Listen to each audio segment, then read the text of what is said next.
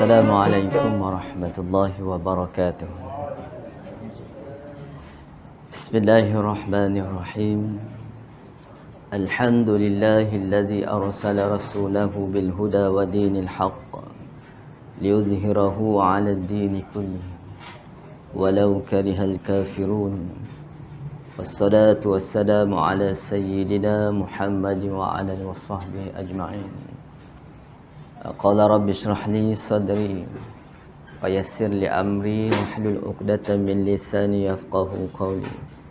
Subhanaka la ilma lana illa ma 'allamtana innaka antal alimul hakim wa la haula wa la quwwata illa billahil aliyyil azim. Amma ba'd. Para hadirin dan hadirat yang dimuliakan oleh Allah Subhanahu wa taala. Pertama dan selamanya kita rafakkan kesyukuran kepada Allah Subhanahu wa taala. Kerana Allah taala masih lagi memberikan kita peluang untuk kita meneruskan kehidupan di atas muka bumi ini. Beruntung dan bertuah kita kerana kita diberikan hidayah dan kekuatan untuk sama-sama kita menyempurnakan tuntutan ibadah, iaitu mengerjakan ibadah sembahyang fardu maghrib secara berjemaah. Kita sedia maklum bahawasanya sembahyang ini adalah merupakan tiang agama yang ianya cukup besar nilainya di sisi Allah Subhanahu wa taala. Sehingga kan ada hadis yang menyatakan inna awwala ma yuhasabu bihi 'abdul yaumal qiyamah fa innahu shalah. Perkara pertama yang akan dihisap, yakni setelah kita meninggal dunia dan ditempatkan di alam barzah dan dibangkit di yaumul mahsyar, yang pertama ni akan dihisap, akan dihitung oleh Allah Subhanahu wa taala, hakim yang maha adil. Alaihissallahu bi ahkamil hakimin. Allah taala hakim yang maha adil, iaitulah sembahyang yang kita sempurnakan. Maka sembahyang ini adalah kunci. Kalau kita sembahyang, makanya segala ibadah yang kita lakukan besar kemungkinan ianya diterima oleh Allah Ta'ala. Apalagi orang yang tak sembahyang, maka dia buatlah ibadah apa sekalipun, ibadah umum ke imam khusus, tapi dia tak sembahyang, maka sama sekali ibadah yang disempurnakan itu hanya sia-sia dan dia tak diterima oleh Allah Ta'ala. Dan ibadah yang sempurna ini, para ulama' memberikan penafsiran sempurna dari sudut rukunnya, sempurna dari sudut syaratnya, sempurna dari sudut sunatnya, hai'ahnya dan ab'adnya. Makanya kesempurnaan sembahyang itulah yang membuatkan kita mendapat nilaian yang tinggi di sisi Allah Subhanahu wa taala. Maka ini adalah merupakan satu anugerah dan kurniaan daripada Allah Subhanahu wa taala. Dan bagi orang yang mendirikan solat sembahyang itu bukan dengan secara sendiri-sendirian tapi secara berjemaah, maka dia akan mendapat bahagian yang lebih. Sebagaimana hadis sahih Bukhari dan Muslim menyatakan, salatul jamaah afdalu min salatil fadh bi 27 darajah.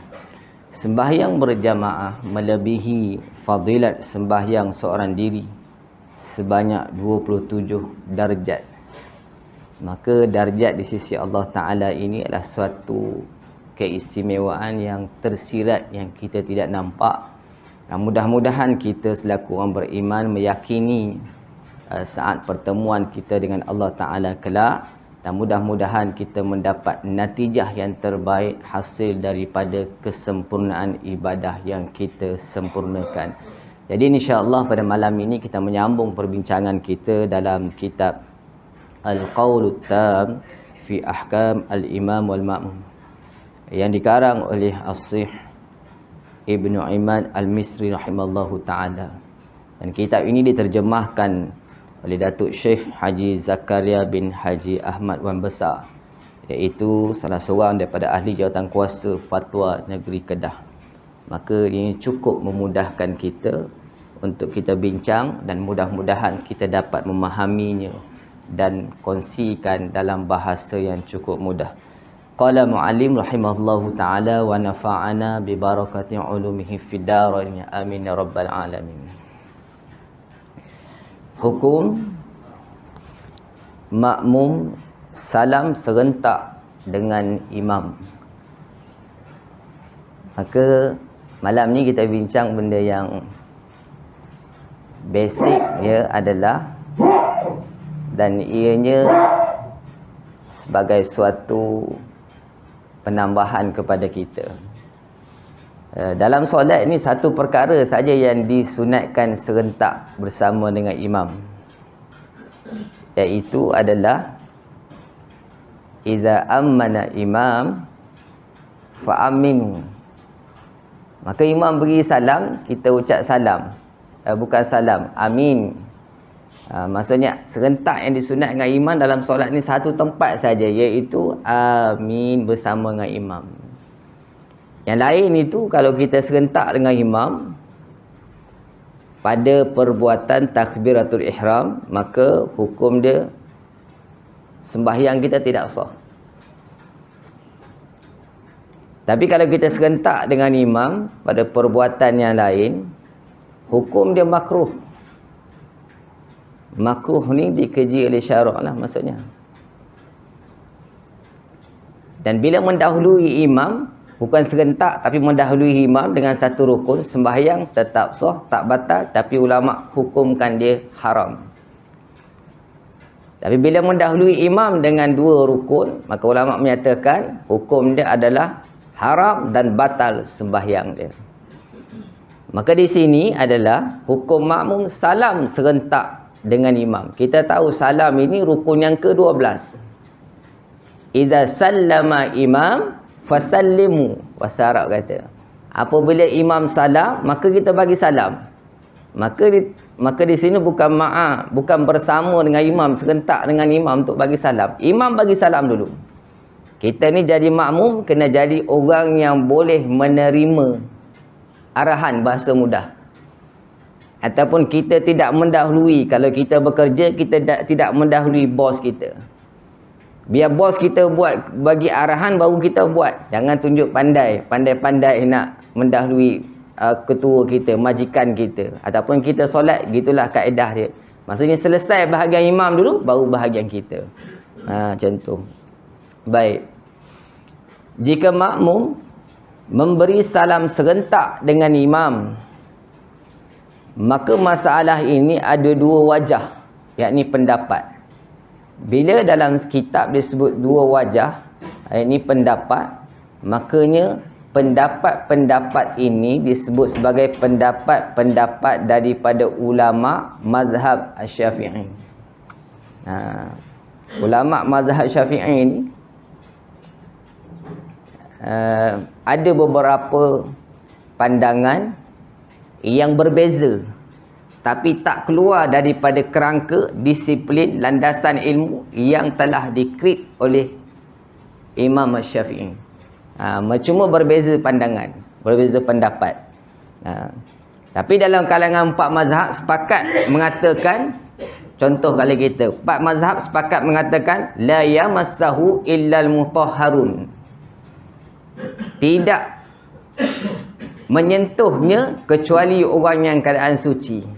Contoh, nak sentuh mushaf Quran, tak ada seorang pun boleh sentuh Quran dalam keadaan tak berwuduk, sebab ulama dah sepakat dah. Dalam surah Al-Waqi'ah pada ayat yang ke-79 dia jadi dalil. Maka dalil ini dipegang keempat-empat mazhab, dan kita, maksudnya kita pun dididik dan diajar nak sentuh mushaf Quran tidak mesti dalam keadaan berwuduk. Maka tidak berwuduk kita tak sentuh mushaf Quran. Tapi wanita yang uzur, dia boleh sentuh tafsir Quran, dia boleh bawa tafsir Quran. Itu dalam perbincangan yang lain. Itu sebagai satu tambahan lah. Baik. Maka di sini disebut sebagai serentak dengan imam. Maka masalah ini ada dua wajah. Di dalam beberapa buah kitab, ulama Khurasan. Sebelum ni kita pernah kata ulama Khurasan ni dia menggunakan akal dia ni tinggi sikit. Akal dia, cara fikir dia tinggi. Ulama mazhab Syafi'i juga. Ulama dalam mazhab Syafi'i juga. Sebagai contoh kita kata Khurasan ni dia guna uji akal. Bila dia ambil wudu, dia nak tidur, tersentuh tangan dia tu bersentuh kulit dengan isteri, tak batal wudu dia katanya. Tapi kalau kita ikut pandangan daripada Imam Nawawi, sentuh perempuan maksudnya sentuh isteri sekalipun, maka sentuh isteri bukan perempuan, maksudnya sentuh isteri batal wudu. Maka ulama Khurasan ni dia guna logik akal. Takkanlah disebabkan sentuh isteri tak datang syahwat itu batal wudu. Maka takkan sentuh, kita pun tahulah nak tidur tu disunatkan ambil wudu, pasti takkan nak ambil wudu. Kecuali maka ulama simpulkan bila kamu nak solat maka jangan sentuh isteri kamu, pastikan kamu dalam keadaan berwudu. Macam tu contohlah. Tapi Imam Nawawi gunakan dalil yang ada dinyatakan daripada wahyu Allah Ta'ala, daripada hadis, maka secara jelas kita fahami. Contoh tadilah kita kata, ataupun yang lain-lain lah. Maka kesemua tu ada sumber dalil dia. Yang ni begini, iza kabbara imam fakabbir. Apabila imam angkat takbir, maka kamu angkat takbir. Iza raka'a imam farka'u. Bila imam rokok, kamu rokok. Iza sajada imam fasjudu. Bila imam sujud, kamu sujud. Makanya ada sumber dia, ada arahan dia yang kita perlu kita patuhi. Tak boleh kita pandai-pandai kan? Okay. Contohlah kita kata. Maka ini kedua-dua ini adalah pandangan yang bila digabungkan memang dua-dua ni adalah daripada aliran mazhab Syafi'i. Cumanya dari sudut mungkin wakil keadaan di sana begini kan, begini kita macam itulah, tapi kita harmonikan dan kita pegang pada yang mana yang lebih kuat lah.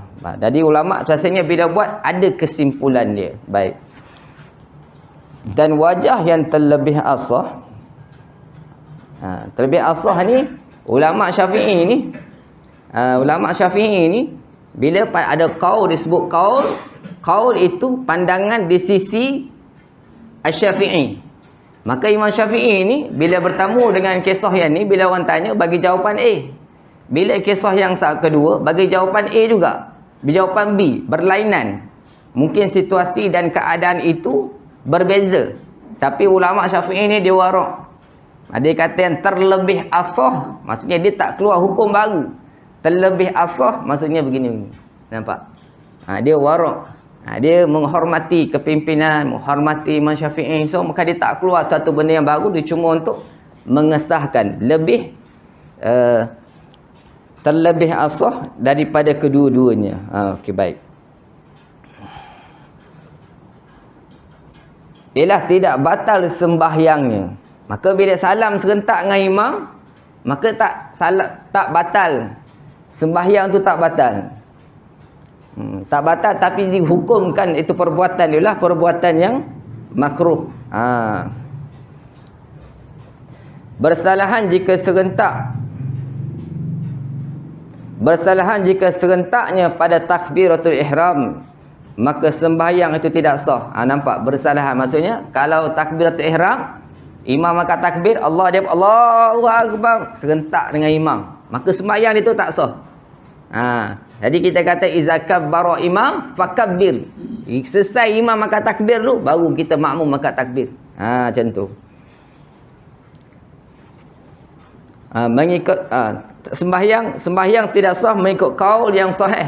Di sisi qaul ni di sisi Imam Syafi'i ni memang tak sah. Imam Syafi'i bagi kesimpulan, siapa angkat takbir serentak dengan imam, sembahyang dia tak sah.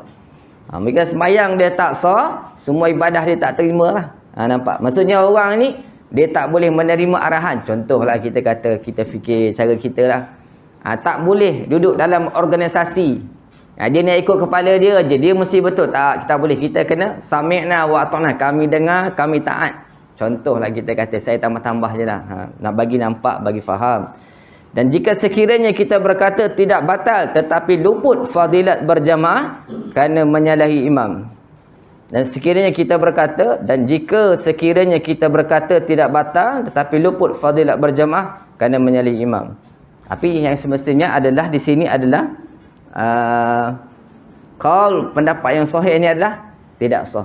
Tapi kena ingat, biasa kalau kita tuan-tuan sebagai tambahan, kita kalau jadi imam bagi salam, Assalamualaikum warahmatullahi. Salam ni doa kan? Salam ni doa. Biasa imam kalau bagi salam, dia ucap salam, imam kata apa? Lepas imam ucap salam, Assalamualaikum warahmatullahi, imam akan baca doa. Allahumma inna nas'aluka ridhaka wal jannah. Betul kan? Ya Allah, kurniakanlah kepada kami ini redha dan syurga. Dalam kitab Muqtamad Imam Syafi'i, sunat bagi imam bila ucap salam itu, Assalamualaikum warahmatullahi, dalam hati itu niat itu adalah kepada siapa? Malaikat, kepada jemaah yang sebelah kanan dia, dan kepada jin dari kalangan Muslim yang beragama Islam. Sebab tu kalau kita tengok ada hadis apabila beri salam ni, Nabi menyatakan antara amarana Rasulullah sallallahu alaihi wasallam an tusallama ala anfusina wa an yusallama ba'duna ala ba'din. Hadis yang pertama, Rasulullah kata apa? Rasulullah memerintahkan kepada kami untuk kami memberi salam kepada diri kami dan memberi salam sebahagian daripada kami untuk sebahagian yang lain. Hadis riwayat Abu Daud yang pertama. Dalam hadis yang kedua, Sayyidina Ali radhiyallahu anhu menceritakan, Nabi ini bila solat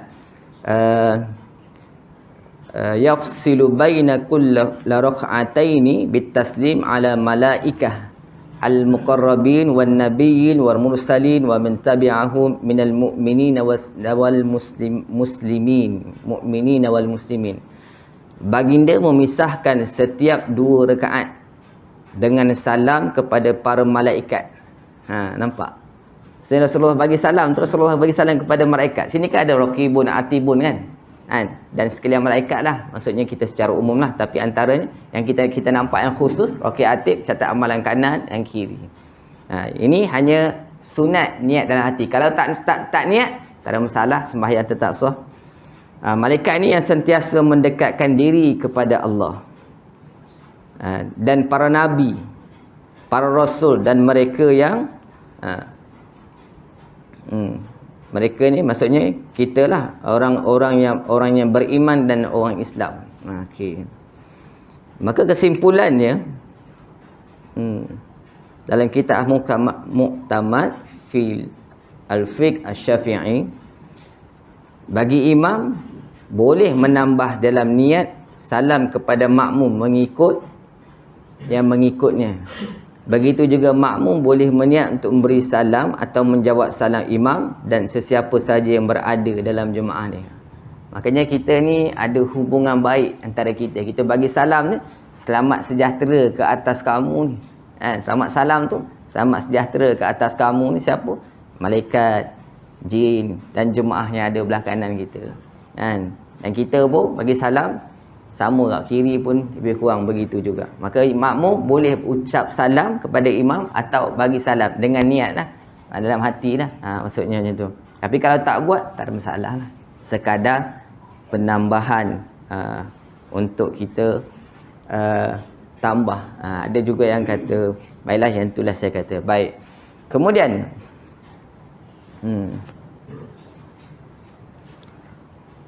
perkara yang ke-20, hukum makmum salam sebelum imam dengan niat mufarakah. Makmum ni dia bagi salam sebelum imam bagi salam. Ni lain macam sikit.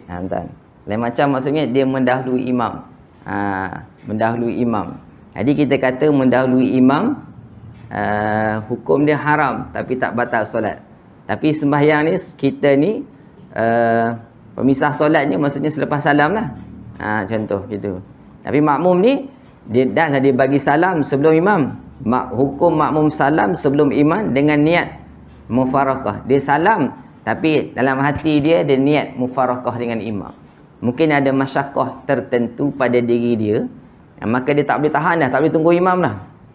Hukum tunggu imam ni, contoh kalau kita sembahyang berjemaah dengan imam. Tiba-tiba kita nak kentut. Kita kata bahasa mudah lah. Maksudnya mudah. Kita nak kentut. Sampai awal lah. Kita hukum asal adalah makruh. Nak tahan kentut dalam solat ni hukumnya makruh. Tiba nak bagi salam tu, kalau kita tunggu sampai imam bagi salam, imam baca gini, memang confirmnya batal sembahyang. Maka bila ada keuzuran begitu, kita boleh niat mufarakah, kita bagi salam. Maka ada pandangan ulama kat situ. Adakah dia dapat fadilat berjamaah? Adakah perbuatan itu dikira sebagai sembahyang tu sah, qada atau tunai? Tu ada perbincangan ulama. Baik, kita tengok. Apabila makmum memberi salam sebelum imam dengan niat mufarakah. Makmum tadi dia bagi salam sebelum imam bagi salam. Tapi dia niat dalam hati dia mufarakah ni berpisah dengan imam. Kita ni kok mana pun boleh niat berpisah dengan imam. Tak ada masalah. Tapi kena tengok jugalah kaedah bagaimana. Macam kalau kita duduk dalam organisasi, ada masa kita boleh ikut, ada masa kita tak boleh ikut. Bila kita boleh ikut, di saat kita bersedia dan mematuhi segalanya. Bila kita tak boleh ikut, di saat kita tak bersedia dan sebagainya. Maka kok mana pun dalam dunia ni semua boleh. Cuma pandai-pandai kita lah mengikut kesesuaian keadaan semasa yang kita, inilah situasi solat ni lah. Baik.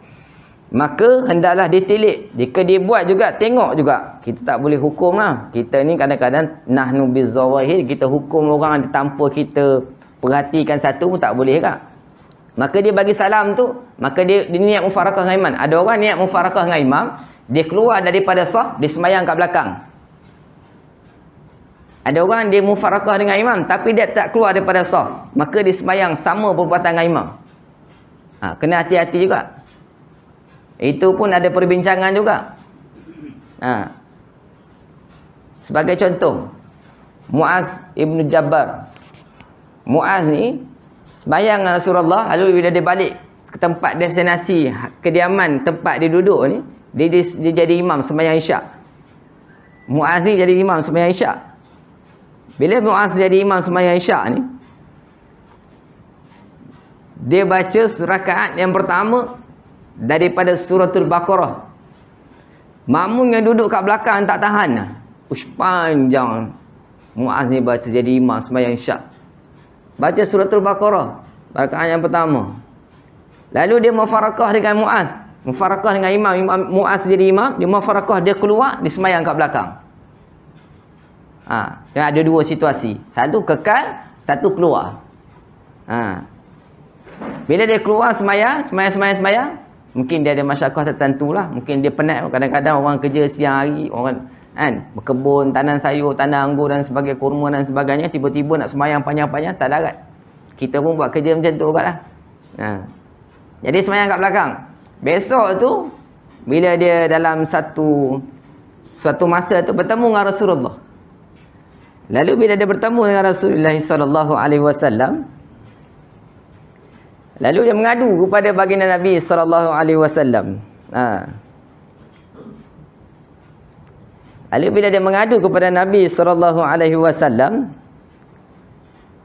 Rasulullah jumpa Muaz, tanya, "Wahai Muaz, adakah kamu ini pembawa fitnah?" Pembawa fitnah ni maksudnya kekeliruan. Fitnah maksudnya kekeliruan, mendatangkan kekeliruan. Sebab apa? Sembahyang isyak tu panjang. Lalu Muaz pun kata memang betul lah. Dia kata Rasulullah tak berapa nak faham. Lalu dia cerita sembahyang isyak tu, sembahyang isyak tu bawa surah yang panjang. Okay. Rasulullah kata kalau kamu sembahyang seorang-seorang tak apalah panjang. Maka lepas ni Rasulullah kata Rasulullah kata apa? Iqra'u wasyamsi wa duhaha atau wal laili idza saja. Rasulullah kata bacalah surah wasyamsi ataupun wal laili idza. Ataupun sabbihisma rabbikal a'la atau hal ataka hadisul ghasyiyah. Maksudnya yang lebih ringan, yang boleh diterima, yang boleh yang ringan, wa iza shalla li nafsihi. Rasulullah kata, bila kamu solat seorang-seorang tak apalah panjang. Tapi bila kamu berjamaah jadi imam, kamu kena ra'i tengok orang belakang. Sebab tu imam ni antara kebijaksanaan dia kena tengok juga. Dia nak baca panjang masa bila. Dia nak baca pendek masa bila. Kena tengok situasi dan keadaan, kita kena ra'ikanlah. Baik. Maka dah ditelik jika perbuatannya itu dengan sebab uzur. Dengan sebab uzur macam tadilah. Yang solat dengan Muaz, dia mufarakah dengan imam, dia semayang. Maka dia itu sebab uzur. Uzurnya maksudnya dia tak boleh tahan. Dia tak tahan berdiri. Dia tak larat, dia tak sihat. Maka uzur, dia mufarakah dengan imam, dia semayang sendiri. Dia semayang terus. Maka ulama kata, tidaklah batal sembahyangnya. Sama adanya saya kata ada dua tadi dah. Sembahyang tadi adalah mufarakah, kekal dalam solat. Kekal dalam solat. Tapi kalau kekal dalam saf, sebab ada ulama kata saf sembahyang yang dirikan itu terputus. Sebab apa? Seorang imam dia boleh tunggu makmum. Imam tengah rukuk, tiba-tiba makmum datang masbuk. Dia dengar makmum datang, dia nak bagi makmum tersebut dapat satu rakaat, maka imam tunggu jemaah tersebut dalam rukuk. Boleh? Rukuk yang panjang. Imam dah bangkit daripada sujud, duduk baca tahiyat akhir. Maka duduk baca tahiyat akhir, dia dengar orang kelang kabut, ambil wudu, nak datang sembahyang.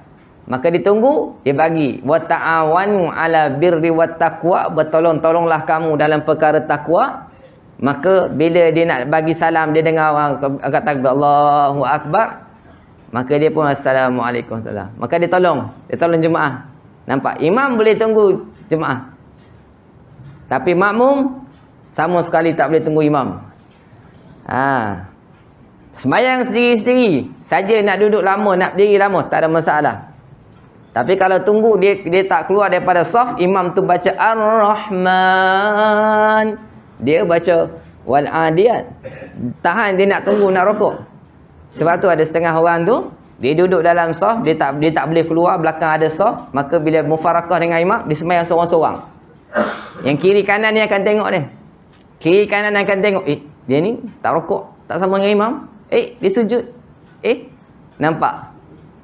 Kan? Kita biasa tengok kan? Orang mufarakah dengan imam, dia tengah-tengah, dia tak boleh nak keluar. Maka dia habiskan sembahyang dia seorang je. Lepas tu dia baca tahiyat akhir. Imam tak baca tahiyat akhir, baru tahiyat awal. Kan? Itu dalam situasi yang keadaan yang lain. Dan di antara uzur itu, imam memanjangkan sangat bacaannya. Uzur itu antara dia lah. Imam baca imam baca surah yang panjang-panjang. Atau imam meninggalkan sunat-sunat yang dikehendaki dengan saja. Ada sunat-sunat sebagai sunat hab'an, seperti tasyahud awal. Imam ni sembahyang ni sembahyang isyak, dia tak duduk baca tahiyat awal. Rakaat kedua dia naik. Makmum sama sekali tak boleh duduk baca tahiyat awal. Makmum kena ikut imam naik. Kalau makmum duduk dalam tahiyat awal, makmum tak ikut imam, makmum telah melewati imam. Maka perbuatan makmum itu menyalahi imam, boleh membawa kepada batal. Maka makmum tersebut tahu sunat abad, dia kena ikut imam. Sebab tu kita dalam kepimpinan organisasi ni, selagi mana imam tak buat satu perkara yang menyalahi dari sudut hukum syarak, kita wajib taat. Sunat abad, sunat abad ni disebut sebagai sunat yang digalakkan. Yang digalakkan. Sebab tu mazhab Syafi'i dia baca kunut. Yang lain tak baca kan? Nampak? Tapi bila imam tak duduk tahiyat awal, kita naik. Bila imam tak, akhirnya biasanya kalau imam tu perbuatan tu dengan terlupa, selalunya imam sujud sahwi. Kalau imam tak sujud sahwi, kita boleh tanya imam. Tanya imam, tadi semayang isyak, imam tak baca tahiyat awal. Saja je aku tak nak baca, dia kata. Saja nak orang kata sunat-sunat tak buat pun tak apa. Lain macam pula ni. Hanya imam membawa fitnah, kekeliruan kepada jemaah. Imam tak baca kunut, kita tanya dia. Tak ada apa-apa pun, doa kunut dia pun. Kan? Nak baca, tak nak baca, sudahlah. Maka imam dekat Malaysia tak adalah macam tu. Dekat kita, kawasan kita tak adalah, Jawi tak benar kan imam macam tu. Tapi kalau imam buat macam tu, besok kita tak payah ikut imam dah. Sebab dah tahu dah imam tu tak buat sunat abad. Kita tak payah ikut dengan imam dah. Kalau terikut juga kita boleh, kita ada keuzuran, boleh mufarakah dengan imam. Sebab apa? Dia tak buat sunat abad. Boleh. Kan sunat abad disunatkan sujud sawi. Kalau perbuatan tinggal dengan sengaja, ada 7 tempat. Antara dia tasyahud awal, kunut, selawat atas Nabi dan sebagainya lah, ada 7.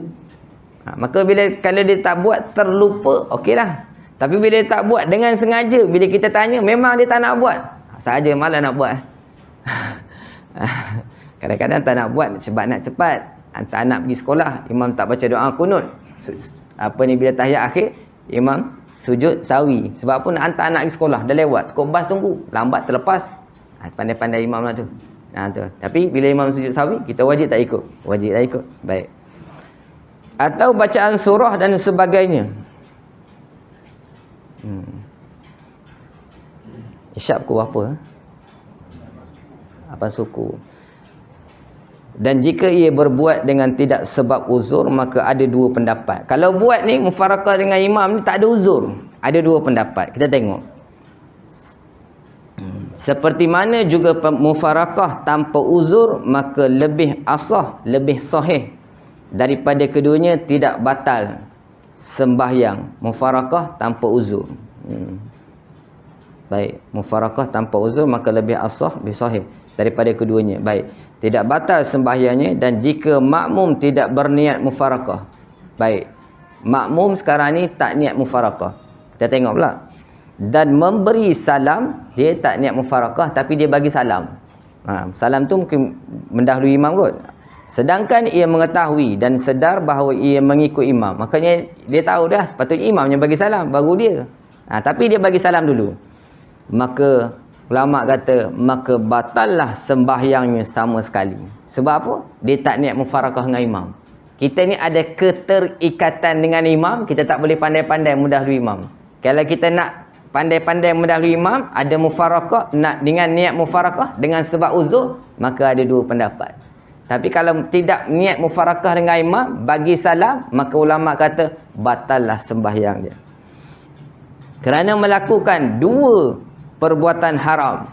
Ulama bukan saja batal sembahyang, maka kata 2 perbuatan haram yang dilakukan. Salah satunya mendahului imamnya dengan satu rukun. Mendahului imam, satu rukun tadi kita kata hukum dia haram. Dan yang kedua, memutuskan ikutan imam tanpa niat mufarakah. Nampak? Putus ikutan dengan imam ni tanpa niat berpisah dengan imam. Mufarakah dalam hati kita kata nak berpisah dengan imam. Dan kedua-duanya adalah haram hukumnya. Maka kedua-dua ni haram dia. Haram bersebab lah maksudnya. Kalau dengan tidak yang sebabnya maksudnya tidak niat mufarakah. Dan sesungguhnya telah dijelaskan demikian di dalam kitab Al-Kifayah. Pada bab salatul Jumu'ah. Ini ada perbincangan sebagaimana dinyatakan oleh Imam Ibn Rifa'i ataupun Imam Syirazi. Baik, ada syarah dan sebagainya, panjanglah. Maka berkata pengarangnya, sesungguhnya makmum apabila menyertai, yakni serentak, serentak apa? Serentak memberi salam dengan imam, maka adalah hukumnya samalah dengan hukum orang mufarakah dengan imam tanpa uzur. Serentak dengan imam, bagi salam, sama mufarakah, hukum orang mufarakah dengan imam. Dan tidak niat mufarakah, tanpa uzur dengan tidak niat mufarakah, iaitulah batallah sembahyangnya. Sebenarnya, sebaik-baik bagi salam ni, salam yang pertama ke salam yang kedua? Imam ni, kalau imam bagi salam, Assalamualaikum.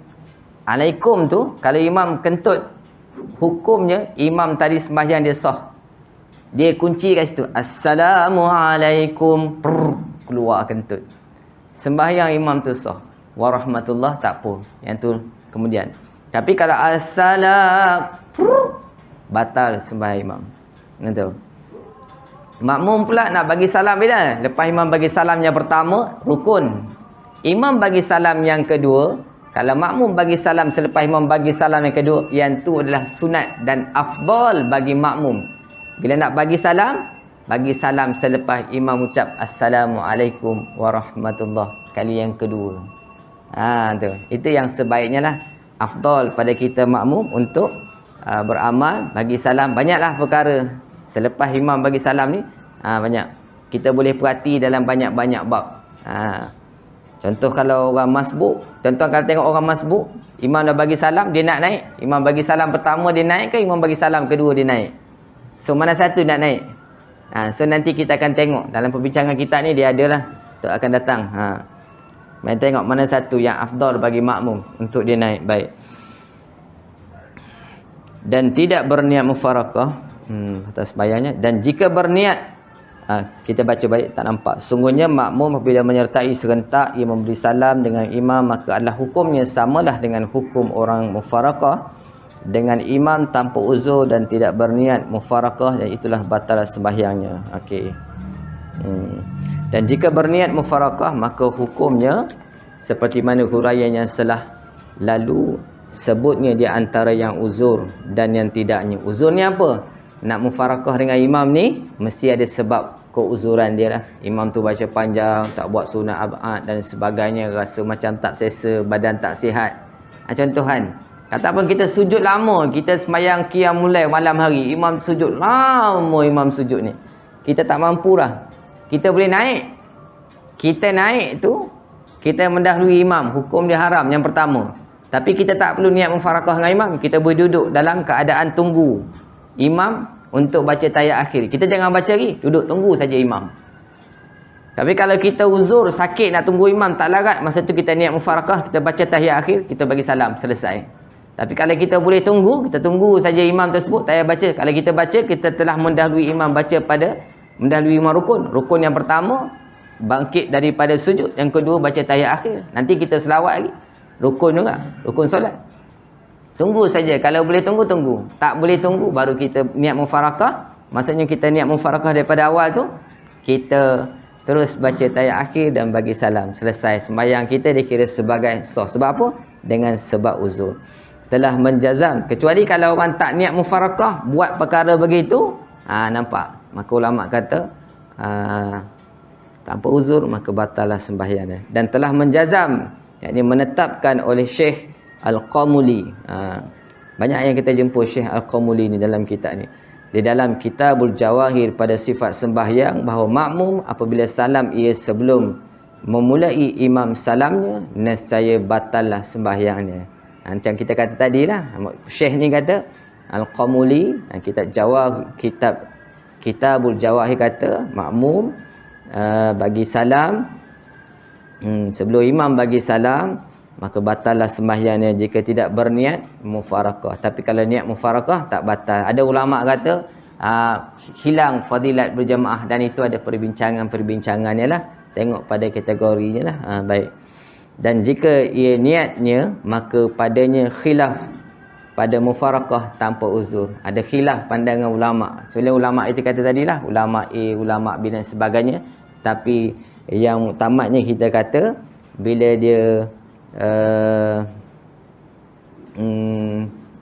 bagi salam dengan niat mufarakah dengan uzur, tak batal.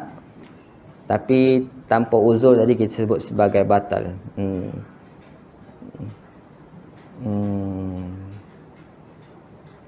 Sah solat, maka baik. Saya kira cukuplah sekadar itu daripada apa yang kita bincangkan. Harapnya kita jelas. Ada dua isu perkara yang kita bincang. Pertama, makmum yang serentak bagi salam, hukum dia makruh. Yang kedua, mendahului imam bagi salam. Kalau tanpa uzur dan juga dengan uzur, tengoklah kategori tersebut. Kategori yang bagaimana. Tapi kalau dengan sebab uzur, atas ada masyakkah permasalahan tertentu, dengan niat uzur satu, dengan niat mufarakah berpisah dengan imam, maka sembahyang dia tak batal kalau dia teruskan. Macam tu. Dia teruskan dalam saf, tapi ulama kata saf itu terputus. Tapi kalau dia mendahului imam tanpa uzur dan dia sengaja buat, dan dia tak niat mufarakah, maka sembahyang batal lah sembahyang yang didirikan tersebut. Kira cukuplah sekadar itu. Wabillahi taufiq wal hidayah. Assalamualaikum warahmatullahi wabarakatuh. Bismillahirrahmanirrahim. Allahumma faqihna fid din wa 'allimna at-ta'wil bi rahmatika ya arhamar rahimin. Wa sallallahu ala sayyidina Muhammad wa ala washabbihi wa sallam. Walhamdulillahi rabbil alamin. Taqabbalallahu.